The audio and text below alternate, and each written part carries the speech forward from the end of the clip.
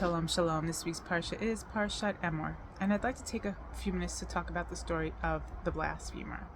Now, we're told that this man was the son of an Egyptian man and the son of an Israelite woman who went out and fought with a man whose father and mother were both Israelites.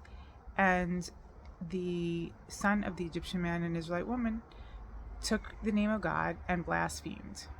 Now, they didn't know what to do with him, the people that witnessed this, and they went to Moshe to ask him what should be done. And only then we're told that this blasphemer was the son of a woman named Shlomit bat Divri from the tribe of Dan.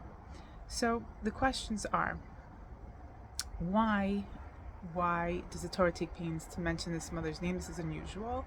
Why in this specific spot? What significance does it have? What does it mean for us? Now, the Midrash talks about this, and the commentaries will tell us that the name is of great significance and has a lot of meaning. Shlomit means peace, shalom, either greetings or peace, or shalom has many meanings.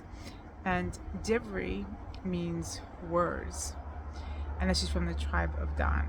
And the commentaries, for the most part, will give a negative spin on her name and why the blasphemer came from her. But I want to look at it slightly differently, perhaps, that with the option of the reason why it would say the mother's name.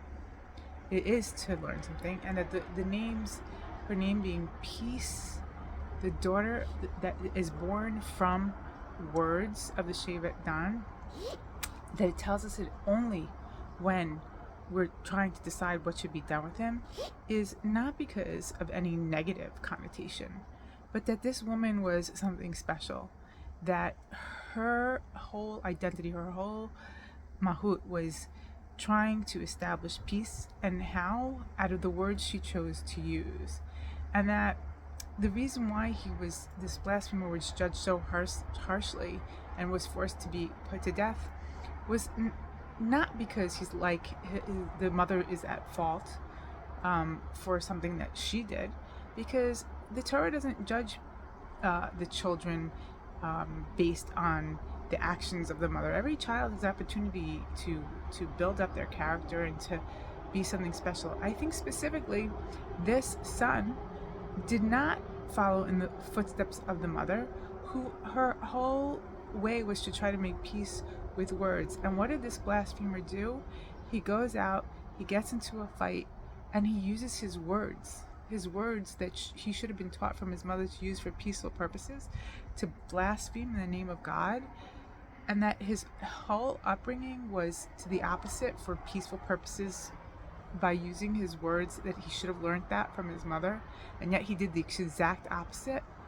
If that's the case, then this person has no hope. If he was brought up in the perfect environment for peaceful ways with the nation, and he couldn't manage to do that, and did the opposite, to curse, which is and blaspheme in the name of God, like a chilul Hashem, desecration of God's name, and lack of peace and unity amongst the nation, then his whole purpose is for nothing, and he deserves to die. And I think that the value of words can never ever be understated. I focus on this a lot because words build, words create. We know God created the world with words, that his mother was able to make peace with people through words, and that even the Parsha is called Emor.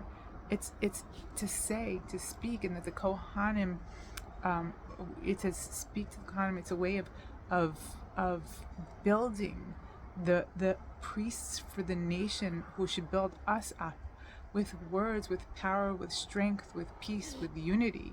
And that's the purpose of everyone. And this is what we should be working towards. And he had no excuses. He wasn't brought up in an environment where he didn't know better. He knew better. He did the worst thing possible. And with that, I just want to say that hopefully we should all know better and understand in today's day and age, when people are so fast and furious with their mouths and destroy things, that we should just do the opposite. Do the opposite. Bring light into the world, build people up, create unity and peace, especially Erev Shabbat. This is a time for peace and unity with family and loved ones. Shabbat Shalom.